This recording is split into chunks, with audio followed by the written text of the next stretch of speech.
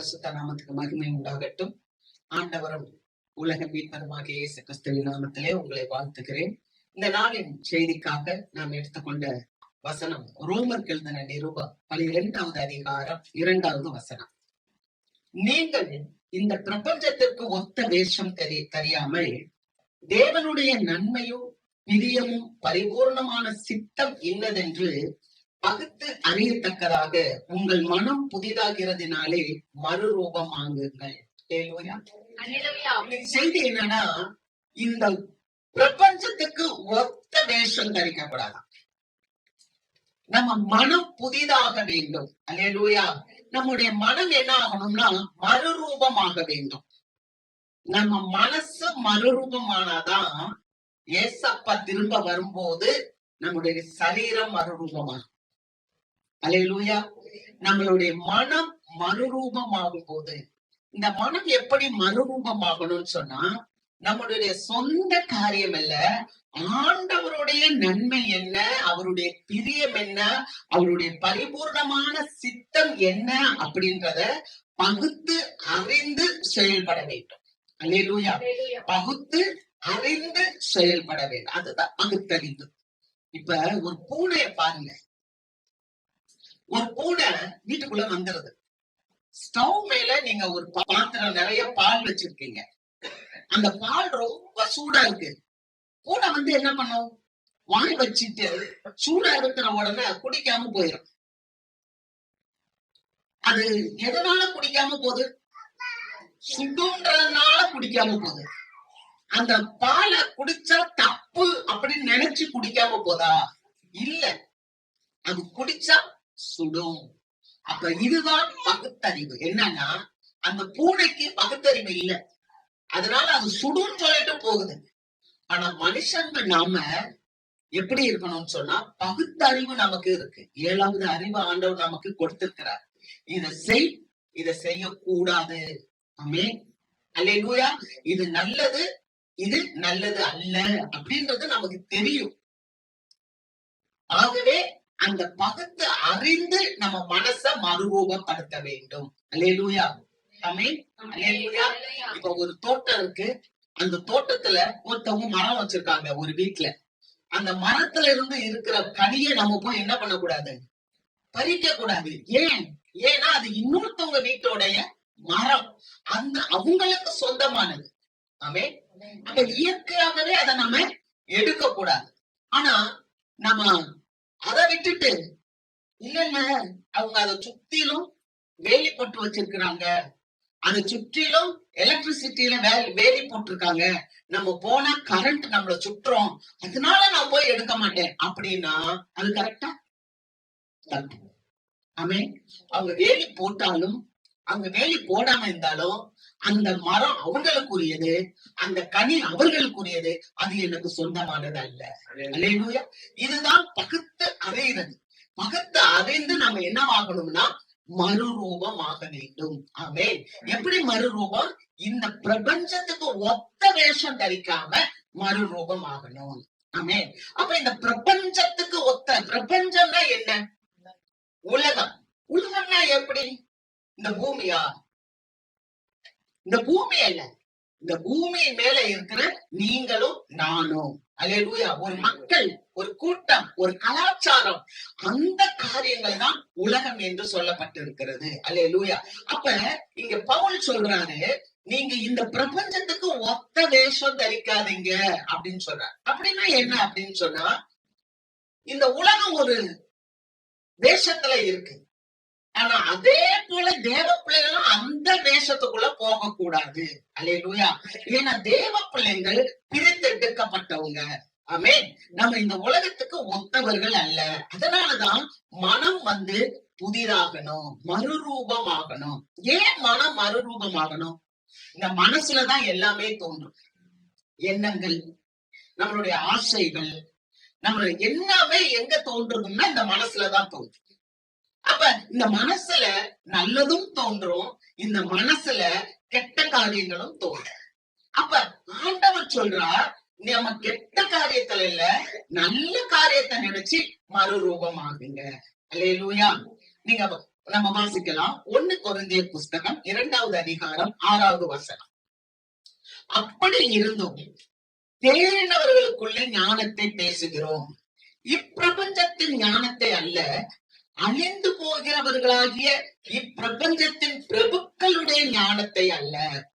பவுல் சொல்லுகிறார், கொரிந்திய சபைக்கு சொல்லுறார். கொரிந்திய சபை பவுல் ஏற்படுத்துறார். அவர் அந்த சபை மக்களுக்கு சொல்றாரு, தேறினவர்களுக்குள்ளே ஞானத்தை பேசுகிறோம். அப்படின்னா என்ன? நீங்க போனீங்கன்னா, ஒரு ஸ்கூலுக்கு போனீங்கன்னா, ஒரு கிளாஸ், அந்த கிளாஸ்ல அவங்க டீச்சர்கிட்ட போய் கேட்டீங்கன்னா, அந்த ஸ்டூடெண்ட்ஸ பத்தி சொல்லுங்கன்னு சொன்னா அவங்க அழகா சொல்லுவாங்க. என்ன சொல்லுவாங்கன்னா, இந்த பக்கம் இருக்கு பாருங்க ஒரு 10 குரூப், 10 பிள்ளைங்க, இது மக்குங்க, இது இந்த வருஷம் தேராது அப்படின்னு சொல்லுவாங்க. இன்னொரு 10 பிள்ளைங்க, இது நல்லா படிக்குங்க, இது ஃபர்ஸ்ட் ரேங்க் எடுப்பாங்க அப்படின்னு சொல்லுவாங்க. அது மாதிரி இந்த உலகத்துல தேராதவங்க சிலர் இருக்கிறாங்க, தேர்னவங்க கொஞ்சம் இருக்கிறாங்க. அல்லேலூயா. ஏன்னா அந்த நீதிமொழிகள்ல சொல்றாரு, சாலமன் ராஜா சொல்றாரு, ஞானம் உள்ளவன் கடிந்து கொள்ளுதலை ஏற்றுக்கொள்வான். ஆமென். அல்லேலூயா. அப்ப எல்லாரும் கடிந்து கொள்ளுதலை ஏற்றுக்கொள்வாங்களா? இல்ல. மூடர்களுக்கு கடிந்து கொண்டா பிடிக்காது. அப்ப அவங்க என்னன்னா தேர மாட்டாங்க, தேர்னவங்க வேற. அப்ப பவுல் என்ன சொல்றாரு, தேறினவர்களுக்குள்ளே நாங்க ஞானத்தை பேசுகிறோம். அல்லேலூயா. அடுத்து இப்பிரபஞ்சத்துக்குரிய ஞானத்தை அல்ல, இந்த பிரபஞ்சத்துக்கு உரிய ஞானம் அப்படின்றது இந்த பிரபுக்கள் எல்லாம் அழிந்து போகிற ஞானத்தை வச்சிருக்கிறாங்க. இந்த உலகத்தின் ராஜாக்கள் எல்லாம் எப்படிப்பட்ட ஞானமா இருக்கிறாங்க அப்படின்னு சொன்னா, எல்லா ராஜாவையும் அவர் சொல்லல, தேறினவர்களை தவிர்த்து இருக்கிற ராஜாக்கள்ல எப்படி இருக்கிறாங்க. அல்லேலூயா.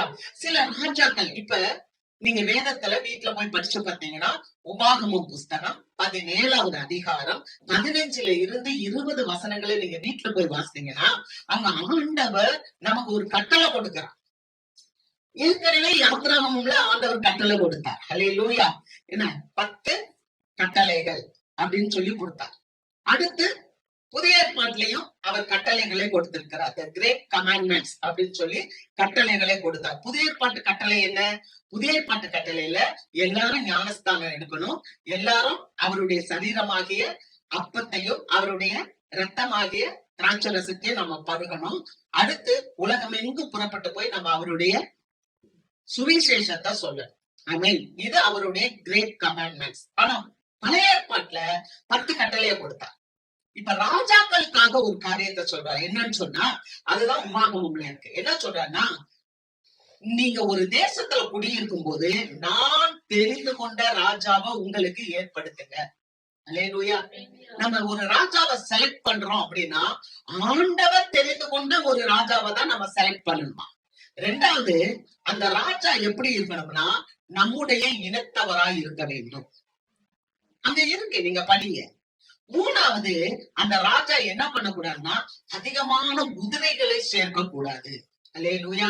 இதெல்லாம் ஆண்டவர் தேறினவர்களுக்காக சொல்றார். அதிகமான குதிரையை சேர்க்க கூடாது. அப்ப குதிரைன்னா என்ன? நிறைய ராணுவ தளவாடங்கள், அப்படித்தானே, ராணுவ கருவிகள், போர் கருவிகள், இதெல்லாம் வாங்குறதுனாலதான் என்ன பண்றோம், போர் தொடுக்கணும்ன்ற எண்ணம் வருது.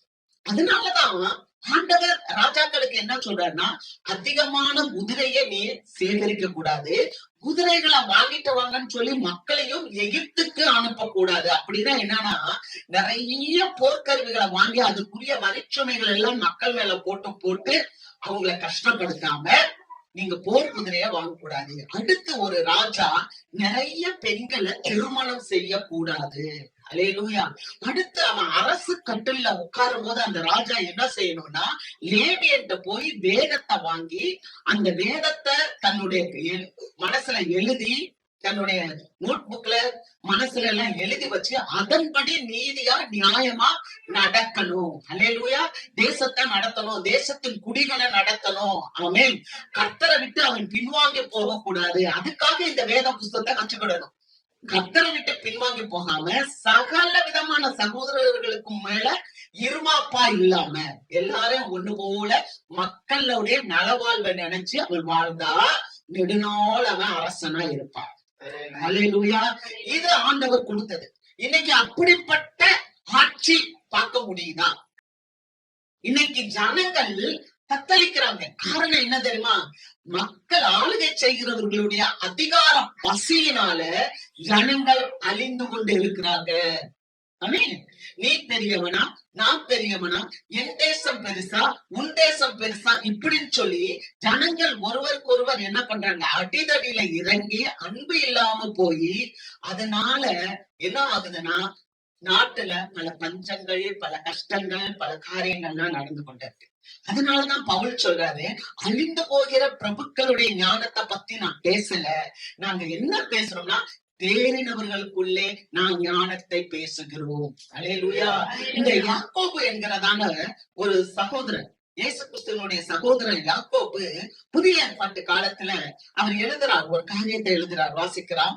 உங்கள் இருதயத்திலே கசப்பான வைராக்கியத்தையும் விரோதத்தையும் வைத்தீர்களானால் நீங்கள் பெருமை பாராட்டாதிருங்கள், சத்தியத்திற்கு விரோதமாய் பொய் சொல்லாமலும் இருங்கள்.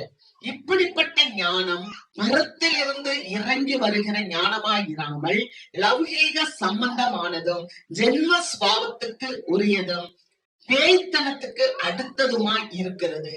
வைராக்கியமும் விரோதமும் எங்கே உண்டோ அங்கே கலகமும் துர்ச்செயல்களும் உண்டு. அழகா ஆண்டவர் சொன்னா, நம்முடைய உள்ளத்துல கசப்பான வைராக்கியத்தை வச்சுக்கிட கூடாது. அல்லேலூயா. அப்ப இது இந்த கசப்பான வைராக்கியம் இருந்துச்சுன்னா அது எப்படி இருக்குமா? அது பேய்த்தனத்துக்கு உரிய கசப்பு இருக்கக்கூடாது.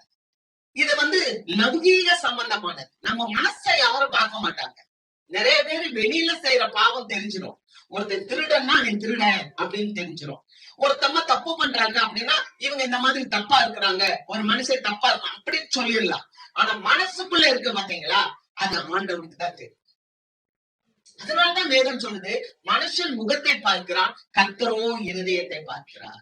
நம்ம இருதயத்துல யார் மேலேயும் கசப்பு வச்சுக்கிட கூடாது. அந்த கசப்பு இருக்கிறதுனாலதான் இது என்னவாகுதுன்னா ஒரு பொல்லாங்கா தோன்றி அது சண்டை வருது. அல்லேலூயா.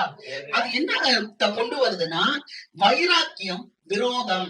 இந்த வைராக்கியமும் விரோதமும் எங்கே உண்டோ அங்கே கலகமும் துர்ச்செயல்களும் உண்டு. அல்லேலூயா. அப்ப நம்ம என்ன பண்ணக்கூடாது? நம்ம கலகத்துக்கும் துர்ச்செயல்களுக்கும் இடம் கொடுக்க கூடாது. நம்ம வைராக்கியம் பாராட்டக்கூடாது. அல்லேலூயா.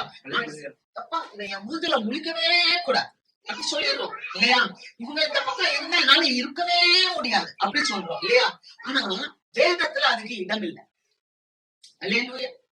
அல்லேலூயா. வேதத்துல அதுக்கு இடம் இல்லை. ஏன்னா வேதம் என்ன சொல்லுதுன்னா எல்லாரோடும் சமாதானமா இருங்க, ஒருவரில் ஒருவர் அன்பா இருங்க. அல்லேலூயா. அப்ப நம்ம இந்த பிரபஞ்சத்துக்கு ஒத்த வேஷத்தை தரிக்க முடியாது. தேவ பிள்ளைங்க எப்படின்னா தேறினவர்களா இருக்க வேண்டும். ஆமென்.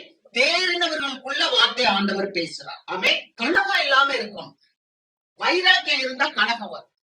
அப்ப ஒரு நாள் ஆண்டவர்கிட்ட ஒரு மனுஷன் வரான். பேதுரு வரார். பேதுரு தான் மூத்த சீஷர். அவர் ஆண்டவர்கிட்ட கேக்குறாரு, ஆண்டவரே என் சகோதரன் எனக்கு விரோதமா அவன் பாவம் செஞ்சார், அவனை நான் 7 தடவை மன்னிச்சா போதுமா அப்படின்னு கேட்கிறேன். அப்ப இயேசுவானவர் சொல்றாரு, 7 தடவை இல்லப்பா, 70 தடவை மன்னி அப்படின்னு சொல்லிட்டு அவர் ஒரு காரியத்தை சொல்றாரு. என்ன சொல்றாருன்னா, நம்ம எல்லாம் பேசுறோம் இல்லையா, பரலோகம் பரலோகம் மோட்சம் என்று சொல்றோம் இல்லையா? அந்த பரலோகத்தை குறிச்சு இயேசுவானவர் ஒரு காரியத்தை சொல்றாரு. என்ன சொல்றாருன்னா, பரலோக ராஜ்யம் தன்னுடைய வேலைக்காரன்கிட்ட கணக்கு கேட்கிற ஒரு ராஜாவை குறித்ததாய், ஒரு ராஜாவை குறித்த காரியமா இருக்கு. அல்லேலூயா. பரலோக ராஜ்யம் தன் வேலைக்காரன்கிட்ட கணக்கு கேட்கிற ஒரு ராஜாவை குறித்த காரியமா இருக்கு. அப்படின்னா என்னன்னா, இயேசுவானவர் நம்மிடத்துல கணக்கு கேட்பார். எல்லாத்துக்கும் கணக்கு கேட்பார். நம்ம செய்கிற ஒவ்வொரு காரியத்துக்கும் கணக்கு கேட்பான். அதனாலதான் இவர் சொல்றாரு, இயேசுவன் சொல்லிட்டு சொல்றாரு, ஒரு ராஜா இருந்தான். அந்த ராஜாட்ட ஒரு ஊழியக்காரன் இருந்தான். அந்த ஊழியக்காரன் என்ன பண்ணிட்டான், ராஜாட்ட ஒரு 10,000 பொற்காசுகளை வாங்கிட்டான், தங்க காசா வாங்கிட்டான். ஆனா அந்த 10,000 காசா கொடுத்த பிறகு அவன் ராஜா ஒரு நாள் கூப்பிட்டு, எப்ப நான் உன்கிட்ட 10,000 பொண்ணு தங்க காசு கொடுத்தேனே அதை கொண்டா அப்படின்னு கேட்கும் போது, எப்படியாவது கொடு அப்படின்னும் போது அந்த ஊழியக்காரன் சொன்னா, ஆண்டவரே கொஞ்சம் தவணம் கொடு, என்னால இப்ப கொடுக்க முடியாது, நான் ரொம்ப கஷ்டத்துல இருக்கேன், எனக்கு கொஞ்சம் தவணை கூட, நான் எப்பயாவது கொடுக்குறேன் அப்படின்னு சொல்லி எனக்கு கெஞ்சும் போது அந்த ராஜா சொல்லிட்டாரு, நீ இந்த பணத்தை எனக்கு தர வேண்டாம், இந்த 10,000 தங்க காசை எனக்கு நீ தர வேணாம், நீ வச்சுக்க போன்னு சொல்லி அனுப்பிட்டார். இப்ப இந்த ஊழியக்காரன் ரொம்ப சந்தோஷமா வரான். வரும்போது கொஞ்சம் தூரத்துல ஒருத்தனை பாக்குறான். அவன்கிட்ட ஒருத்தன் வெறும் 100 தங்க காசு வாங்கியிருக்கான். அந்த 100 தங்க காசு வாங்கினவனை கூப்பிட்டு, எனக்கு உடனே தங்க காசை எனக்கு கொடு, என்கிட்ட வாங்கின 100 காசை கொடுன்னு சொல்லும் போது அவன் ரொம்ப கஷ்டப்பட்டு, ஐயா கோச்சுக்காத, என்கிட்ட இப்ப முடியல சொல்றான். நீ எப்படி ஆகுது, உன் மனைவியை வித்தாவது, உன் பிள்ளைகளை வித்தாவது என்ன செய்வியோ, எனக்கு இப்ப பணத்தை உடனே கொடு அப்படின்னு சொல்லி கேட்கறான். அப்ப அந்த 100 காசு வாங்கினேன், என்னால இப்ப கொடுக்க முடியலன்னு சொல்லி கைய காண பிடிக்கிறான். உடனே அவன் என்ன பண்ணிட்டான், அவனை பிடிச்சு அடிச்சு அவனை கொண்டு போய் சிறைச்சாலையில போட்டு, நீ எப்ப பணம் கொடுக்குறியோ அப்ப நீ வெளியவான்னு சொல்லி அவன் சிறைச்சாலைக்குள்ள போட வச்சுட்டான். இதை ஒருத்தன் கேட்டுட்டு நேரா ராஜாட்ட போய் சொல்லிட்டான். அப்ப ராஜா அந்த ஆளை கூப்பிடுறான். அடே, உனக்கு நான் 10,000 தங்க காசா மதிப்பு கொடுத்திருக்கேன், ஆனா உங்ககிட்ட கடன்பட்ட அந்த 100 தங்க காசுக்காக உன்னால மன்னிக்க முடியாம நீ அவனை கொண்டு போய் சிறைச்சாலையில போட்டுட்ட. அதனால இப்ப நானும் உன்னை என்ன பண்றேன்னா கொண்டு போய் சிறைச்சாலையில போடுறேன்னு சொல்லிட்டு இவனை பிடிச்சு நீங்க சிறைச்சாலையில போடுங்கன்னு சொல்லி அந்த சேவகர்களுக்கு கட்டளையிட்டார் அப்படின்னு சொல்லி பாக்கணும்.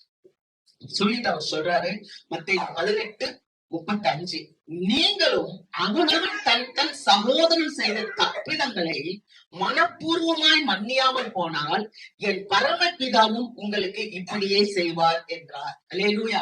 அப்ப நாமளும் நம்மளுடைய சகோதரர்கள் செய்த தப்பிதங்களை மன்னிக்க வேண்டும். அல்லேலூயா. இந்த மன்னிப்பு குறிச்சுதான் ஆண்டவர் பேசுறான். அப்ப நம்ம நிறைய காரியங்கள் இந்த உலகத்துல மன்னிக்கணும். அல்லேலூயா. நம்ம ஆண்டவர் நம்மளை இப்படி செய்யாட்டனா, அங்க வாசிக்கும் போது பழைய ஏற்பாட்டுலதான் பழிக்கு பழி வாங்க. பழைய ஏற்பாட்டுல பழிக்கு பழி, கண்ணுக்கு கண் கல்லுக்கு பழி. ஆனா புதிய ஏற்பாட்டுல அப்படி அல்ல. புதிய ஏற்பாட்டுல ஆண்டவர் சொல்றாரு, நாங்கள் எங்கள் கடனாளிகளை மன்னிக்கிறது போல நீர் எங்கள் குற்றம் குறைகளை மன்னியும் அப்படின்னு ஒரு ஜெபத்தை சீஷர்களுக்கு சொல்லி தர்றார். அல்லேலூயா. அப்ப நம்ம குடும்பங்கள்ல ஆனாலும் சரி, வெளியில ஆனாலும் சரி, மற்ற மக்கள்கிட்ட ஆனாலும் சரி, ஆண்டவன் நமக்கு கொடுக்கிற காரியம் மன்னிப்பு. அல்லேலூயா.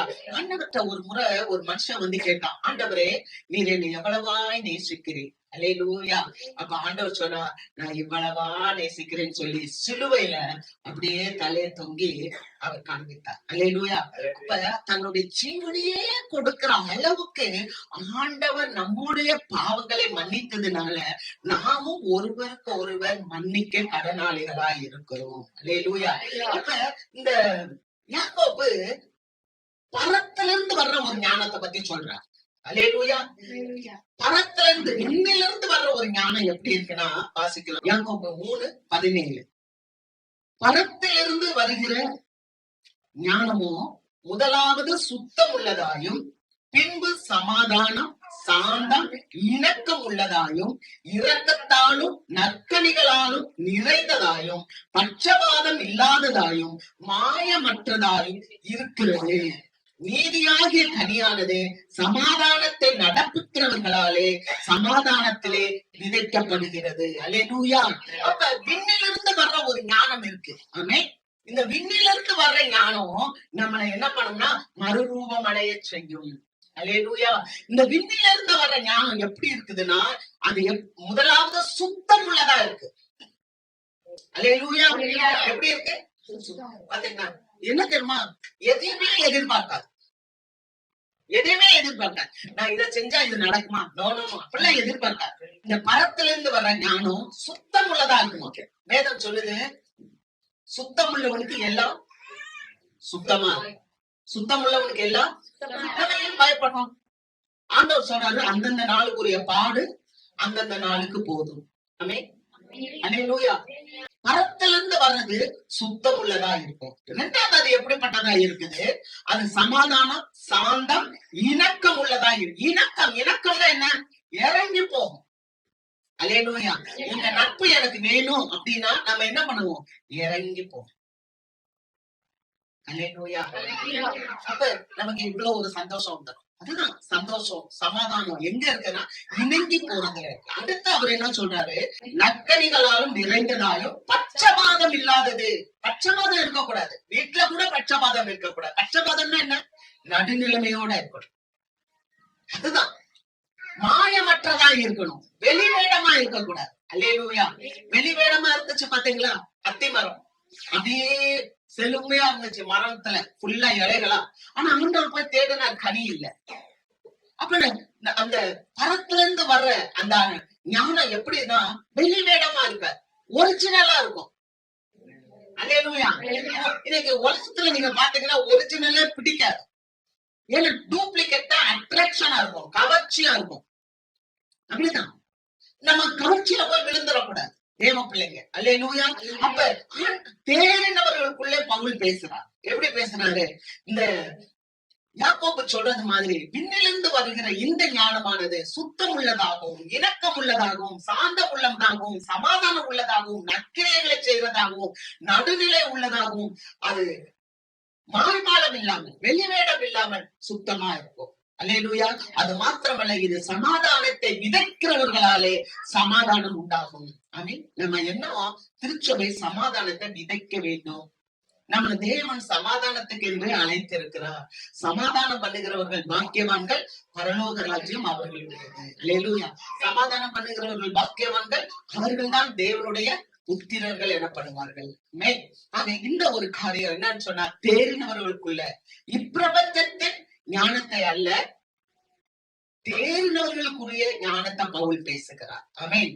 இரண்டாவது ஒரு காரியம், எபேசியர் 6வது அதிகாரம் 12வது வசனம்.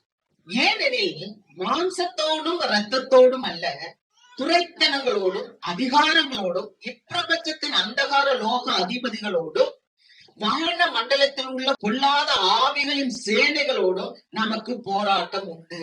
அல்லேலூயா. அப்ப இங்க ஒரு போராட்டம். என்ன சொல்றாருன்னா, பவுல் சொல்றார் பிரபஞ்சம்.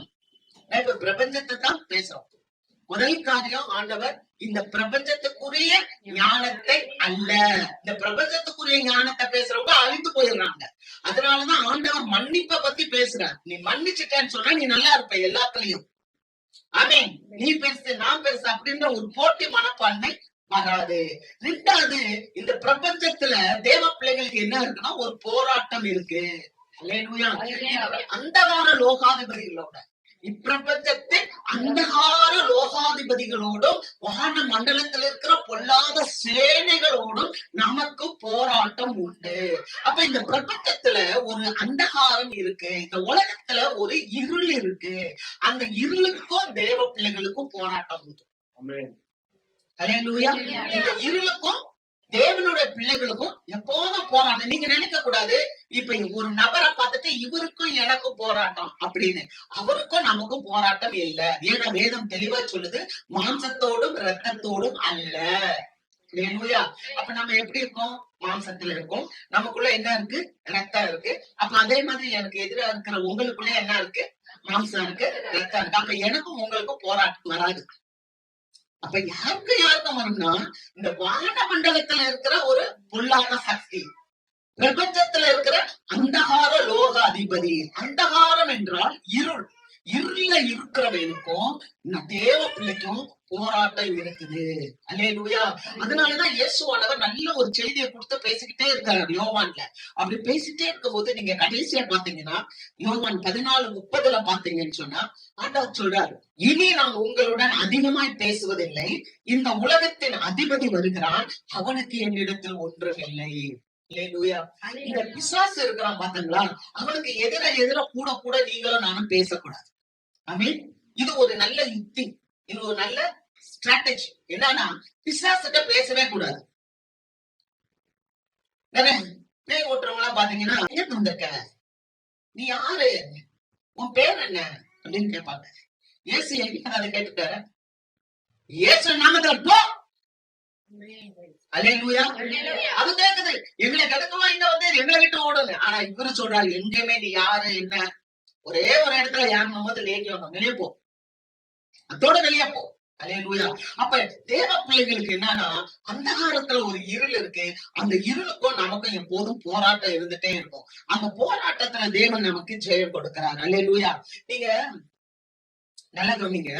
கடந்த வாரம் ஒரு பிரதமர் சொன்னார், மேசியா வர போறார். மேசியா வர போறாருன்னு ஒரு பிரதமர் சொல்றார். அது ஒரு செய்தியை நான் பார்த்தேன். அவங்களை பொறுத்த மட்டும் மெசியா யாருன்னா ஆன்டி கிரைஸ்ட், அந்தி கிறிஸ்து. அவர் சொல்லும் போது சொல்றாரு, நான் நினைக்கிறேன் முந்த நாள் அந்த வியாழக்கிழமை பேசிப்பார் போல, மேசியா வர போகிறார், அதுக்காக அடுத்த வியாழன் வந்துட மாட்டார் அப்படின்னு சொல்றாரு. ஆனா நாட்டுல நடக்கிற காரியங்கள் இதெல்லாம் பார்க்கும்போது நம்ம எல்லாம் ஒன்றிணையணும், அவருடைய வருகைக்கு காத்திருக்கணும் அப்படின்னு. அப்ப யூதர்களுடைய மேசியா யாருன்னா அவங்க எதிர்பார்க்கிறது அந்தி கிறிஸ்துவை.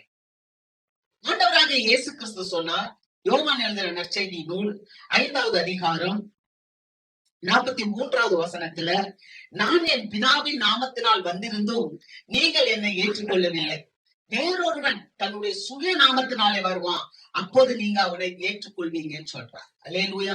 அப்ப இயேசுவானவர் இந்த உலகத்துல வரும்போது இந்த பிரபஞ்சத்தின் பிள்ளைங்க இயேசுவை ஏற்றுக்கொள்ளவில்லை. ஏன் இந்த பிரபஞ்சத்தின் பிள்ளைகள், இந்த உலகத்தின் மக்கள் இயேசுவை ஏற்றுக்கொள்ளலைன்னா, இயேசுவானவர் ஒரு தச்சனுடைய குடும்பத்துல வந்து பிறந்தார். நீங்க பாத்தீங்கன்னா இயேசுவானவர் போய் ஒரு இடத்துல பிரசங்கம் பண்ணும்போது, இவன் தச்சனுடைய மகன் அல்லவா, இவன் தாய் மரியா அல்லவா, இவனுடைய சகோதரர்கள் சகோதரிகள் எல்லாம் நம்ம கிட்ட இருக்கிறாங்களே, இவனுக்கு இந்த ஞானம் எங்க இருந்து வந்துச்சு அப்படின்னு அவங்க கேட்கும் போது இயேசுவானவருக்கு அவங்க அதிகமான அற்புதம் செய்ய முடியவில்லை. அல்லேலூயா. அங்க நம்ம அதை பார்க்கிறோம். அப்ப இயேசுவானவர் ஒரு தச்சனுடைய குடும்பத்துல வந்து பிறந்தனால யூதர்கள் அவரை ஏற்றுக்கொள்ளவில்லை. அவர் யூத குலத்துலதான் வந்தார், அவர் யூதனாகத்தான் வந்தார், ஆனால் அவர் ஏழையாக வந்தார். இயேசு பிறந்திருக்கிற வானத்துல அந்த நட்சத்திரங்களை பார்த்த உடனே இயேசுவை பார்க்க போறாங்க. போறவங்களே எங்க போனாங்கன்னா அரண்மனைக்கு தான் போனாங்க. யூதருக்கு ராஜாவாய் பிறந்திருக்கிறவர் இங்கே ஒரு பெரிய பிள்ளை, ஒரு பெரிய பணக்கார வீட்டுலதான் அந்த பிள்ளை பிறந்திருக்கும்னு நினைச்சு இயேசுவை தேடி அரண்மனைக்கு போனாங்க. ஆனா இயேசுவானவரோ சத்திரத்துல மாடுகள் கட்டப்பட்டு இருக்கிற அந்த மாட்டு தொழுவத்துல வந்து பிறந்தார். அல்லேலூயா. இயேசுவை ஏன் ஏற்றுக்கொள்ளல அப்படின்னு சொன்னா, இயேசுவானவர் அவர் ஏழ்மையான கோணத்துல வந்து பிறந்ததுனால யூதர்கள் ஏற்றுக்கொள்ளவில்லை. ஆகவே இன்னைக்கு யூதர்கள் எதை வச்சு சொல்றாங்கன்னா, ஆன்டி கிரைஸ்ட் என்பது அந்தி கிறிஸ்து. அவன் வருவான், அவன் வந்து முதல் 3.5 வருஷம் நல்லவனை போல காமிப்பான், அவங்களுக்கு ஏற்ற மாதிரி காரியங்களை செய்வான்.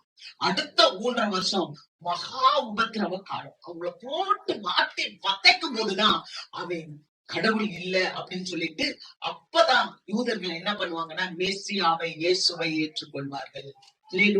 ஆனா ஒரு காரியம் அருமையான தேவ மக்களே, இப்படிப்பட்ட உபத்திர காலத்துக்கு முன்பதாக எப்ப இந்த அந்தி கிறிஸ்து வரப்போதுன்னு இவங்க சொல்லிட்டாங்களோ, மெசியா வரப்போகிறான்னு சொல்லிட்டாரோ, இயேசு கிறிஸ்து சபையை எடுத்துக்கொள்ள போகிறார்.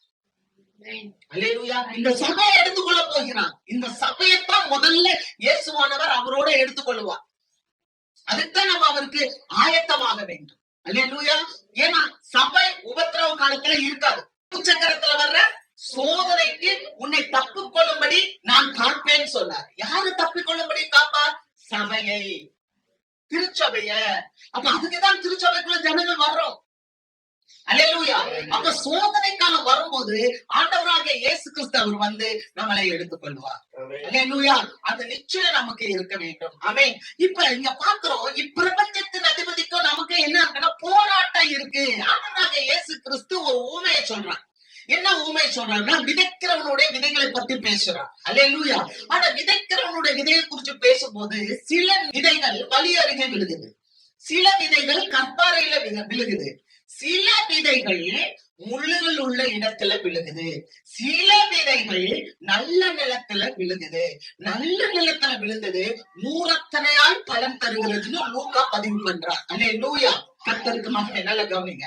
இப்ப முள்ளுகளுக்குள்ள விழுந்த விதை எப்படி இருக்கு வாசிக்கலாம். லூக்கா 8வது அதிகாரம் 14வது வசனம். முள்ளுகள் உள்ள இடங்களிலே விதைக்கப்பட்டவர்கள் வசனத்தை கேட்கிறவர்களாய் இருக்கிறார்கள்.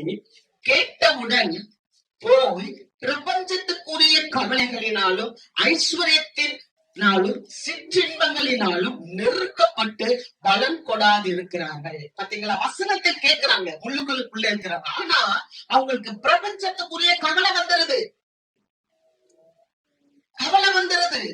இந்த பிரபஞ்சம், இந்த உலகத்தின் கவலை ஒரு மக்களுக்குள்ள வந்துருது. அதனால அவங்க என்ன பண்றாங்க, இந்த உலகத்தினுடைய காரியம், செல்வம், சிற்றின்பம், நெருக்கம், இதனால இவங்க நெருக்கி பலன் கொடுக்க முடியாம, அல்லேலூயா, பலன் கொடுக்க முடியாம, கனி கொடுக்க முடியாம போயிடுறாங்க அப்படின்னு சொல்லப்பட்டிருக்கிறது. கர்த்தருக்கு ஸ்தோத்திரம். தேவ பிள்ளைகளுக்கு ஒரு போராட்டம் இருக்கும். வசனத்தை கூட கேட்க முடியாத படிக்கு இந்த உலகத்தின், இந்த பிரபஞ்சத்தின் காரியம், கவலை நம்மள நெருக்கிறோம். ஆனா நெருக்க விட்டாதபடிக்கு தேவ பிள்ளைங்க நீங்களும் நானும் ஜாக்கிரதையா உள்ளத்தை பாதுகாத்துக் கொள்ளுங்க. அல்லேலூயா. கடைசி காலத்துல வந்திருக்கும் இந்த பிரபஞ்சம் நம்மளை மேற்கொள்ள கூடாது, இந்த பிரபஞ்சத்தை நாம மேற்கொள்ள வேண்டும். ஆமென். நீங்க ஒருவேளை கேட்டீங்க, எப்படி இந்த பிரபஞ்சத்தை நான் மேற்கொள்ள முடியும்? என்னால முடியலையே. நம்மளால முடியாது, ஆனா ஆவியானவரால் முடியும். ஆவியானவரால் எப்படி முடியும்? நீங்க ஆவியானவரை கேளுங்க. நீங்க கதவை கூட்டிட்டு ஜெபம் பண்ணுங்க. ஆண்டவரே, எனக்கு உங்களுடைய வல்லமையை தாங்கப்பா, உங்களுடைய அந்த கிருபையை எனக்கு தாங்க, உங்களுடைய பெலனை எனக்கு தாங்க. அல்லேலூயா. அப்படி நம்ம கேட்கும் போது இந்த பிரபஞ்சத்துக்கு உரிய கவலைகளினால நாம சிக்க மாட்டோம். ஆமே. அல்லேலூயா. பாருங்க, எப்படி ஒரு ஓடுதளத்துல விமானம் ஓடி வரும். ஓடி வந்த உடனே அதுக்கு முன்னால வேற ரோடு இருக்காது. உடனே அந்த விமானம் என்ன ஆகும்னா அப்படியே மேல டேக் ஆஃப் ஆகும். அல்லேலூயா. எப்படி ஆகும்? அதுக்குள்ள இருக்க ஒரு விசையை பிடித்து இழுக்கும் போது அந்த விமானம் கீழ் நோக்கி விழாமல் அப்படியே மேல் நோக்கி போய் அப்படியே பறக்குது. அது போல நாமளும் என்ன பண்ணணும்னா, இந்த பிரபஞ்சத்துக்குரிய கவலைகள் நமக்கு வரும்போது பரிசுத்த ஆவியினுடைய அந்த அபிஷேகத்தை பெற்று நம்ம ஜெபித்து ஜெயம் எடுக்க வேண்டும். அல்லேலூயா. அதுதான் பவுலடியா செய்தார். 2 தீமோத்தேயு 4:7-8 நல்ல போராட்டத்தை போராடினேன், ஓட்டத்தை முடித்தேன், விசுவாசத்தை காத்துக் கொண்டேன். முதல் நீதியின் கிரீடம் எனக்காக வைக்கப்பட்டிருக்கிறது. நீதி உள்ள நியாயாதிபதியாகிய கர்த்தர் அந்நாளிலே அதை எனக்கு தந்தருளுவார். எனக்கு மாத்திரமல்ல, அவர் பிரசவமாகுதலை விரும்பும் யாவருக்கும் அதை தந்தருளுவார். அல்லேலூயா. தேவ பிள்ளைகளே, நமக்கும் பிசாசுக்கும் ஒரு போராட்டம் இருக்கு. அந்த பிரபஞ்சத்தின் இருளின் அதிகாரத்துக்கும் நமக்கும் ஒரு போராட்டம் இருக்கு. ஆனா பவுல் சொல்றாரு, நல்ல போராட்டத்தை போராடினேன். ஆமென். விசுவாசத்தை காத்து கொண்டேன். என்ன தெரியுமா? கர்த்தர் எனக்கு இருக்கிறார். கர்த்தர் எனக்கு சுகம் தருவார். இந்த பலவீனத்துல எனக்கு பலன் தருவார். இந்த அவமானம், இந்த நிந்தையில என்னை கர்த்தர் தூக்கி எடுப்பார். ஆமென். எனக்கு வருகிற சகல விதமான நெருக்கங்கள்ல இருந்து கர்த்தர் என்னை விடுவித்து என்னை விசாலத்துல கொண்டு வருவார். ஆமென். அல்லேலூயா. நல்ல போராட்டத்தை நம்ம போராடணும், ஓட்டத்தை முடிக்கணும், விசுவாசத்தை காத்துக்கொள்ளணும். ஏன்னா இது முதல் நமக்கு நீதியின் கிரீடம் வைக்கப்பட்டு இருக்கிறது. நீதி உள்ள தேவனாகிய கர்த்தர் பிரசன்னமாகும் போது, செகண்ட் கமிங்ல அவர் வரும்போது, நமக்கு ரகசிய வருகையில வரும்போது ஆண்டவர் நமக்கு அந்த ஆசீர்வாதத்தை தருவார். அல்லேலூயா. பவுல் சொல்லுகிறார், எனக்கு மாத்திரமல்ல, என்று போல விசுவாசிக்கிற அத்தனை மக்களுக்கும் ஆண்டவர் அதை கொடுப்பார். அல்லேலூயா. நம்ம விசுவாசத்தோடு ஓட வேண்டும். நமக்கு போராட்டம் இருக்கு. பாருங்க, ஒரு மனுஷனை குறிச்சு பாக்குறோம். வாசிக்கலாம். 2 தீமோத்தேயு 4:10. ஏனென்றால் தேமா இப்பிரபஞ்சத்தின் மேல் ஆசை வைத்து என்னை விட்டு பிரிந்து தெசலோனிக்கா பட்டணத்துக்கு போய்விட்டான். கிரேஸ்கு கலாத்தியா நாட்டிற்கும் தீத்து கல்மாத்தியா நாட்டிற்கும் போய்விட்டார்கள். இங்க நம்ம வசனத்தை பார்க்கிறோம். பவுல் நல்ல போராட்டத்தை போராடினேன் தீமோத்தேயுக்கு சொல்லிட்டு இருக்கும் போதே சொல்றாரு, ஒரு ஊழியக்காரன் தேமா. தேமா என்றால் நல்ல ஒரு பிரபலமானவர், பவுலோடு இருந்தவர், பவுலுக்கு உடன் ஊழியக்காரரா இருந்தவர், பவுலோடு கூட சிறையில இருந்தவர். ரோமாபுரி சிறையில பவுலோடு கூட இந்த தேமா இருந்தார். அல்லேலூயா. தேமா இருந்தார், ஊழியக்காரரா இருந்தார், பவுலோடு இருந்தார். நீங்க பிலமோன்ல பார்க்கும்போது பிலமோன்ல அவர் எல்லாருக்கும் வாழ்த்துதான் சொல்லுகிறார். இந்த தேமா இருக்கிறார், அரிஸ்தர்க்கு இருக்கிறார், லூக்கா இருக்கிறார், எல்லாரும் இருக்கிறாங்க. ஆனா ஒரு முறை இந்த தேமா வீழ்ந்து போயிட்டார். இந்த பிரபஞ்சத்தின் மேல ஆசை வச்சு என்ன விட்டு தெசலோனிக்கா பட்டணத்துக்கு போயிட்டான் அப்படின்னு பவுல் தன் நிருபத்துல எழுதுறார். அல்லேலூயா. அப்ப ஒரு ஊழியக்காரன் கூட, ஒரு விசுவாசி கூட இந்த பிரபஞ்சத்தின் மேல ஒரு ஆசை வந்துருச்சுன்னா வீழ்ந்து போக முடியும். அல்லேலூயா. ஆகவே இது நமக்கு கிறிஸ்தாந்தங்களா இருக்கிறது, எச்சரிக்கையா இருக்குது. ஏன்னா கிறிஸ்துவின் வருகை சமீபமா இருக்கிறது. அல்லேலூயா. இது நமக்கு இருளின் அதிகாரத்தோடு ஒரு போராட்டம் இருக்கு. ஆனா அந்த போராட்டத்துல பவுலடியா ஜெயம் எடுத்தது போல நீங்களும் நானும் ஜெயம் எடுக்க அழைக்கப்பட்டிருக்கிறோம். அல்லேலூயா. நல்ல போராட்டத்தை போராடின நான் விசுவாசத்தை காத்துக்கொண்டேன். ஏன் தெரியுமா? நீங்க தேவனிடத்துல எதை கேட்டாலும் கர்த்தர் அதை நமக்கு தருவார் என்பதுதான் நம்ம அவர் மேல வச்சிருக்கிற விசுவாசம். அவன் அவருடைய சித்தத்தின்படி நம்ம ஆண்டவர் கிட்ட வரும்போது, தேவ சமூகத்துல வரும்போது, நான் எதை வந்து கேட்டு வரணும், கர்த்தர் அதை எனக்கு செய்வார். ஒருவேளை அது உங்களுக்கு செய்யாட்டாலும் அந்த உபத்திரவத்துல உங்களை பாதுகாத்து உங்களை பராமரித்து அந்த உபத்திரவத்தினால் உங்களுக்கு ஒரு சேதம் வராம அதுல இருந்து தேவன் நம்மளை கிருபையினாலே காத்துவாங்க. அல்லேலூயா. இதுதான் அவருடைய வேலை. ஆமென். அவரை நம்ம 100க்கு 100 நம்ப முடியும். ஆமென். ஆனா இந்த பிரபஞ்சத்தில் பிசாசை நம்ம நம்பவே முடியாது. 3வது ஒரு காரியம், 2 கொரிந்தியர் 4வது அதிகாரம் 4வது வசனம். தேவனுடைய சாயலா இருக்கிற கிறிஸ்துவின் மகிமையான சுவிசேஷத்தின் ஒளி அவிசுவாசிகளாகிய அவர்களுக்கு பிரகாசமாய் இராதபடிக்கு இப்பிரபஞ்சத்தின் தேவனானவன் அவர்களுடைய மனதை குருடாக்கினான்.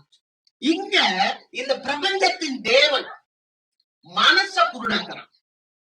அல்லேலூயா. முதல் காரியம் என்ன பண்ணும்? இப்பிரபஞ்சத்துக்குரிய ஞானத்தை அல்ல அப்படின்னு சொல்றார். அல்லேலூயா.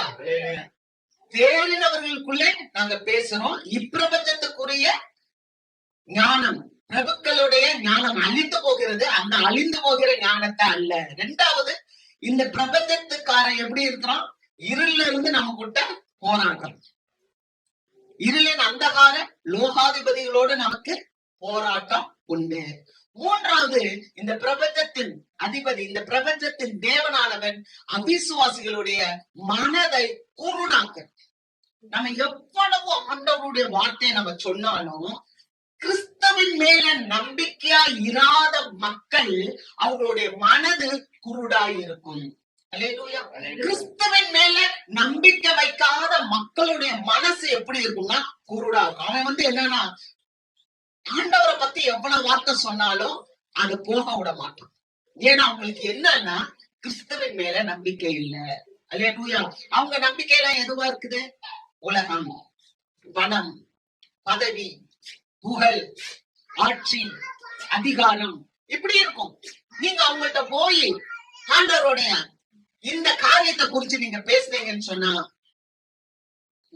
ஆண்டவருடைய அன்பு, அவருடைய இரக்கம், அவருடைய மன்னிப்பு, அவருடைய தயவு, அவருடைய நற்குணம், அவருடைய இரக்கம், இதெல்லாம் பத்தி பேசினா அது அவங்களுக்கு புரியாது. அவங்க மனச அந்த பிசாசு, இந்த பிரபஞ்சத்தின் தேவன் மயக்கி வச்சிருக்காங்க. அல்லேலூயா.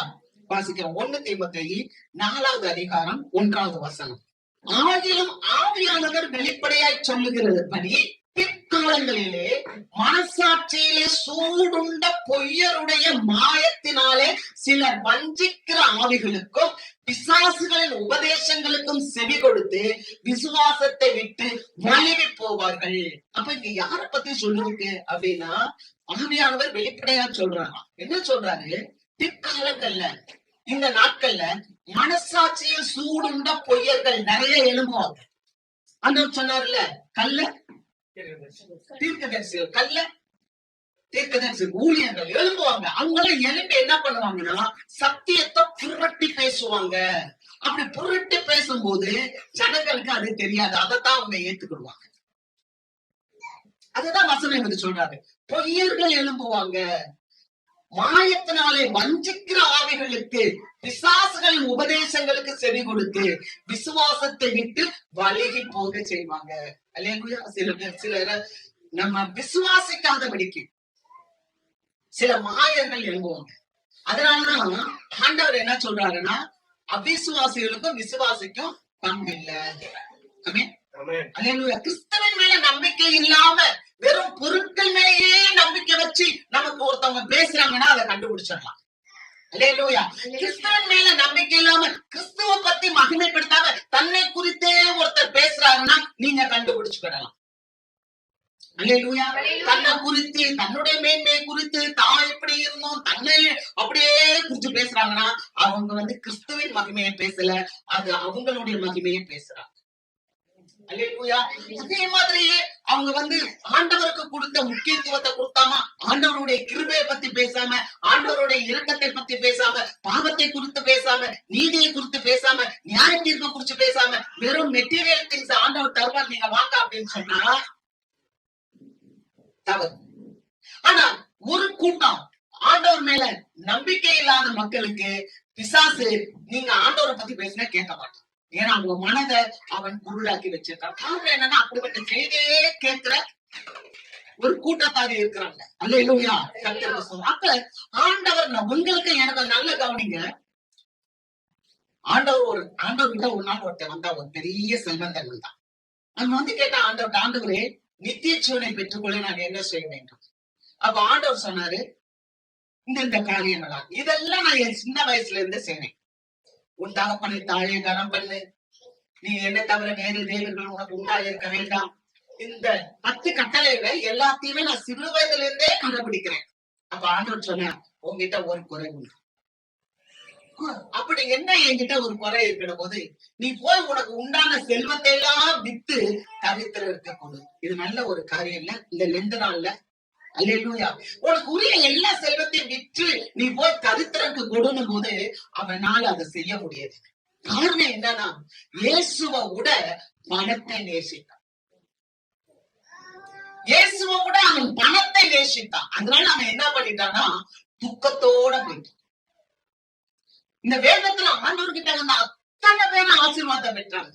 ஆனா அவன் மட்டும் என்னன்னா இயேசுவை நம்பல. இயேசுவை நம்பல. இயேசுவின் மேல அவனுக்கு நம்பிக்கை இல்லை. அதனாலதான் அவன் செல்வத்தை விற்று எப்படி தரித்திரருக்கு கொடுக்க முடியும்? நிச்சயமா நான் விசுவாசிக்கிறேன், அவன் செல்வத்தை வித்து அவன் தரித்திரருக்கு கொடுத்து அதை விட 5 மடங்கு ஆண்டவர் திரும்ப கொடுத்திருப்பார். ஆனா அவனுக்கு கர்த்தரை விட அவன் பணத்தை நேசித்ததுனால அவன் என்ன பண்ண முடியலன்னா துக்கத்தோட போட்டான் அப்படின்னு. அல்லேலூயா. அப்ப இந்த கடைசி காலங்கள்ல நம்ம மனதை குருடாக்குறது எதுனா இந்த உலகத்தின் காரியங்கள், பணங்கள். அதனாலதான் சங்கீதம் 62:10 சொல்லுது, கொடுமையை நம்பாதிருங்கள், கொள்ளையினால் பெருமை பாராட்டாதிருங்கள், ஐஸ்வர்யம் விருத்தியானால் இருதயத்தை அதன் மேல் வைக்காதீங்க. அல்லேலூயா. நமக்கு ஐஸ்வர்யம் பெருக பெருக நம்ம இருதயத்தை எதுல வைக்க கூடாதான்? அது மேல வைக்க கூடாது. அல்லேலூயா. அப்ப ஆண்டவர் நமக்கு இன்னைக்கு கற்றுத் தருகிறார். நம்மளுடைய இருதயத்தை இந்த பிரபஞ்சத்தின் தேவனானவன் மனதை மயக்க முடியும். இந்த நல்ல வார்த்தைகள் நமக்குள்ள வராதபடிக்கு மனதை குருடாக வைக்க முடியும். ஆனா இந்த குருட்டுத்தன்மையிலிருந்து வெளியே வரணும்னா ஆண்டவருடைய சத்தத்தை கேட்கணும். ஐஸ்வர்யம் விருத்தியாகும் போது நம்மளுடைய இருதயத்தை அதன் மேல வைக்க கூடாது. கலாத்தியர் 6:7-8 வாசிக்கிறோம். கலாத்தியர் 6வது அதிகாரம் 7-8 வாசிக்கும் போது, மோசம் போகாதிருங்கள், தேவன் தம்மை பரியாசம் பண்ண விட்டார். ஆமென். மனுஷன் எதை விதைக்கிறானோ அதையே அறுப்பான். மாம்சத்துக்கென்று விதைக்கிறவன் மாம்சத்தினால் அழிவை அறுப்பான், ஆவிக்கென்று விதைக்கிறவன் ஆவியினாலே நித்திய ஜீவனை அறுப்பான். அல்லேலூயா. சுவிசேஷத்தின் ஒளியானது அவிசுவாசிகளுடைய மனசுக்குள்ள போகாதபடிக்கு இப்பிரபஞ்சத்தின் தேவனானவன் அவர்களுடைய மனதை குருடாக்கினான். அப்ப இந்த உலகத்தில் உள்ள தேவன் நம்முடைய மனதை குருடாக்காதபடிக்கு இந்த சத்திய வார்த்தைகளை நீங்களும் நானும் கேட்டுக்கொள்ள. அல்லேலூயா. நம்ம மனசை மறுரூபப்படுத்த வேண்டும். ஆமென். ஆவிக்கென்று விதைக்கிறவன் ஆவிக்கென்று நம்ம விளைச்சலை அறுப்போம். நமக்கு நித்திய ஜீவனை தேவன் கொடுப்பான். ஆகவே நம்ம மோசம் போக கூடாது. இந்த உலகத்தின் மக்களை போல இந்த உலகத்துல இருக்க அவிசுவாசியான மக்களை இந்த பிசாசானவன், இந்த பிரபஞ்சத்தின் தேவனானவன் மனசை குருடாக்க முடியும். ஆனா ஆண்டவர் இன்னைக்கு நமக்கு ஒரு வெளிச்சத்தை கொடுக்கிறார். ஆமென். அல்லேலூயா. மறுரூபமாக வேண்டும். நம்முடைய மனதிலே நாம மறுரூபமாக வேண்டும். கடைசியா நான் ஒரு காரியத்தை சொல்லி முடிக்கிறேன். நிறைய பேர் நம்ம என்ன நினைக்கிறோம்னா, இயேசுவோட நான் இணைந்து வாழணும், இயேசுவோடு இணைந்து வாழணும்னு நினைக்கிறோம். இயேசுவோடு இணைந்து வாழணும் நம்ம நினைக்கும் போது முதல்ல பாவத்தை விட்டு விலக வேண்டும். ஆமென். பொன்னாங்கானாய் தெரிகிற எல்லா பாவத்தையும் நம்ம விட்டு விலகும் போது மட்டும்தான் நம்ம ஆண்டவரோடு இணைந்து வாழ வேண்டும் முடியும். ஏன்னா நான் ஏன் இதை திரும்ப சொல்றேன்னா, ஆண்டவர் நமக்கு சொல்றாரு, ஆண்டவருடைய வருகை சீக்கிரமா இருக்கு. ஆண்டவருடைய வருகை சீக்கிரமா இருக்கு. நிலையான வேலையில மனுஷகுமாரன் வருவான். நம்ம நினைச்சே பார்க்க மாட்டோம். உலகத்துல இருக்க பல காரியங்களை குறிச்சு அதவே யோசிப்போம். இது இப்படி இருக்கு, இது இப்படி இருக்குன்னு நம்ம இதையே யோசிக்கும் போது ஆண்டவருடைய வருகையை மறந்து போயிருப்போம். அதனாலதான் ஆண்டவர் சொல்றார், நினையாத வேலையில மனுஷகுமாரன் வருவார். ரகசிய வருகைன்றது அதுக்கு பேரே அதுதான். அப்படி அவர் வரும்போது நம்ம ஆண்டவரோடு இணைக்கப்பட வேண்டும். ஆண்டவரோடு இணைக்கப்படணும்னா நம்ம என்ன செய்யணும்னு சொன்னா, நம் மனம் திரும்பி குணப்பட வேண்டும். அதுதான் பேதுருவுடைய முதல் பிரசங்கமாக இருந்தது. பெந்தேகோஸ்து நாளுக்கு பிறகு பேதுரு பேசின முதல் பிரசங்கம். அந்த வசனத்தை வாசித்து நான் நிறைவு செய்கிறேன். வாசிக்கலாம். அப்போஸ்தலர் 3வது அதிகாரம் 19வது வசனம். ஆனபடியினாலே கர்த்தருடைய சன்னிதானத்தில் இருந்து இளைப்பாறுதலின் காலங்கள் வரும்படிக்கும் முன்னே குறிக்கப்பட்ட இயேசு கிறிஸ்துவை அவர் உங்களிடத்தில் அனுப்பும்படிக்கும் உங்கள் பாவங்கள் நிவர்த்தி செய்யும் பொருட்டு நீங்கள் மனம் திரும்பி குணப்படுங்கள். அல்லேலூயா. ஆண்டவருடைய சன்னிதானத்தில் இருந்து உங்களுக்கும் எனக்கும் இளைப்பாறுதல் வரும்படிக்கு ஆண்டவராகிய இயேசு கிறிஸ்துவை மீண்டும் அவர் நம்மிடத்துல அனுப்புகிறார். எதுக்கு தெரியுமா? அவரோடு கூட நாம் இருக்கும்படியா. அல்லேலூயா. ஆகவே நீங்கள் மனம் திரும்பி குணப்படுங்கள் என்று பேதுரு அந்த சபைக்கு பேசுகிறார். முதல் பிரசங்கத்திலே அவர் சொல்லுகிறார். அருமையான தேவ மக்களே, இன்னைக்கு பரிசுத்தமான தேவன் நமக்கு கொடுத்த வார்த்தை என்னன்னா, இப்பிரபஞ்சத்துக்கு ஒத்த வேஷம் தெரியாம ஆண்டவருடைய நன்மையும் பிரியமும் அவருடைய சித்தம் இன்னதென்று பகுத்து அறியத்தக்கதாக உங்கள் மனம் புதிதாகிறதுனாலே நீங்கள் மறுரூபமாகுங்க. மறுரூபம் ஆகும் போது, நம்முடைய மனதிலே மறுரூபமாகும் போது, நம்முடைய சரீரத்துல நாம் மறுரூபமாகி கடவுளோட நித்தியமாக இருப்போம். அப்படியே எழுந்திருப்போம்.